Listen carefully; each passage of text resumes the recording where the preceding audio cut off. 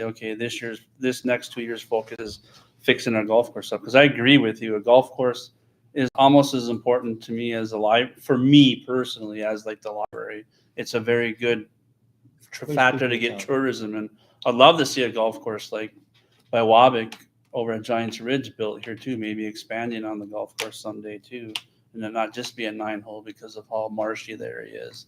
But you're asking for. I just want to be realistic with you guys. What we're looking at. Yeah, I'm talking too much. Yeah, that's me. I made the comment, and I don't remember who said it, we should look at, the expansion to 18 holes. And the marketing side of me kicked in and I said no. And the rationale behind that is we have 3 of the best golf courses in Minnesota. Yeah. Why in the heck would we want to compete with them? We're not going to. It's We're not going to compete. Millions of dollars. On the other hand, we have a very nice course, and with a relatively small cash injection, I'm not talking about the clubhouse, I'm talking about the course itself, we can make it one of the nicest 9-hole courses in the state. Mhm. And that's what our goal should be, to be the best 9-hole golf course and played off. So when people go over to Giants Ridge and they spend their 18 or 36 holes, whatever they do over there, and they want to come to a very nice golf course that's not going to rob their pocketbook, they come to Babbitt. Mhm. Not to Hoyt Lakes, not to Ely, but to Babbitt. And I think that gets overlooked in the grand scheme of things. We have a whole list of things that the golf course needs. The clubhouse happens to be just one of them. But it's a very key element because when people walk through the door, that's the first thing they see, along with whatever hole number 1 is. Another thing, Don, is talk of expanding to 18 holes. We looked at that several years ago, and you think your costs would go down, but when you expand to 18 holes, your maintenance costs are going to about triple. And for us to do that with our current membership and that, it's impossible. And actually, I think, if I'm not mistaken, there is plans there. Years ago, they planned 18 holes, but,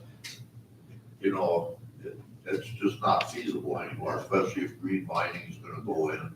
If we're gonna do a new clubhouse and stuff, it probably wouldn't be feasible anymore. Plus, we're gonna put houses where the expansion would be, and then we go across the road, but we also got green mining going in there. So, no, the expansion it's not gonna happen.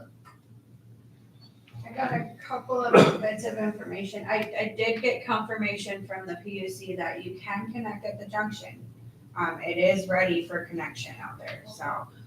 And as far as, like you said, the land is not like it was at Timber Bay. We're not looking at, we're putting in service lines from across the street from the hideaway to there, and it's costing $110,000. So it wouldn't be as terrible that way. And then I really think that CETA is gonna be a major ticket for us, and the council just made that decision recently. So I think that this might be a good entry point for CETA to start showing us what they are made of. Right. By So giving us our options about. like how to see- to- I think when we get our person from Seed up here, we need to revisit this whole conversation with them. We need to get together again with you guys and sit down with them, or maybe compact it a little bit, maybe create another. My question is, don't we already have that door open? Can't we just contact CETA and say, listen, we have a project for you. Yeah. We want you to start looking at what we can do with our golf association and how we can get them the upgrades they need. I think that's where we need to go, and it might just kick us into action right now by us contacting CETA and seeing what they have to offer. Yeah, they could lay out a blueprint for us, but we have to get started on step 1. When we did West Babbitt, I don't know if you guys realize how many revisions of that development we did. I'll bet you it was close to a dozen, before we decided on the current one. So plans have to be started somewhere, but they have to be revised, and it's gonna take time. How many people are in your association? How many members? Oh, Well, that depends whether you count singles or family units. I remember when I was secretary, I used to send out about 350 letters. And I think the last time I sent them out years ago was about 140, 150. I could probably find out. It's probably with more phone right call. now.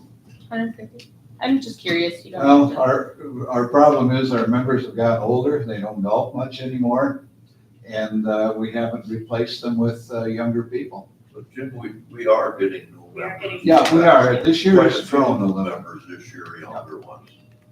We're drawing people from Ely and Tower.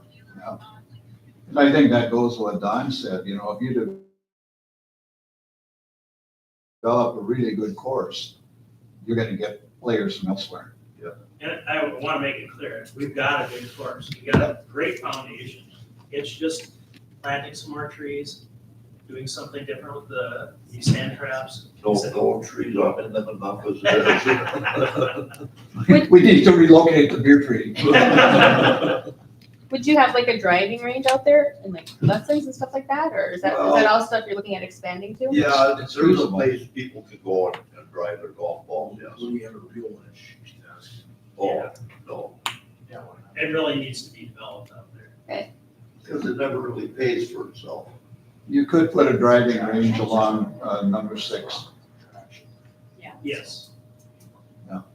One, this has nothing to do with the golf course, but I'd be remiss for not bringing it up. One of the key elements in any housing development that's gonna go forward in this community is you've gotta address childcare.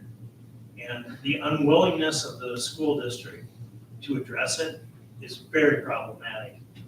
Having been on the board of Little Rangers and a contributor to get that off the ground, and the treatment we got from the school district was freaking appalling.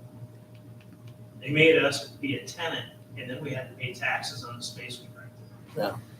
Yeah. And then they turned around and go out and open a childcare center up on the, what is it called, north? The one that's up by- Northwoods? Oh, Northwoods. So the school district who directly benefits from having a childcare facility, I think it's appalling that they've taken the stand that they have. I have a question, Don. Are you charging the same price for all 32 lots? And No. why aren't you charging more for the The ones that would be on course would be more than the ones, I just used the, 25,000? as an average, yeah. Okay. I figured 40 on, 20 off. I'd still go higher. That makes sense. I'd Yeah. still go higher. I mean, with how the market is. And what the cost is gonna be, like where are we gonna get the extra money? And the prices, I pulled those out of the air. Right.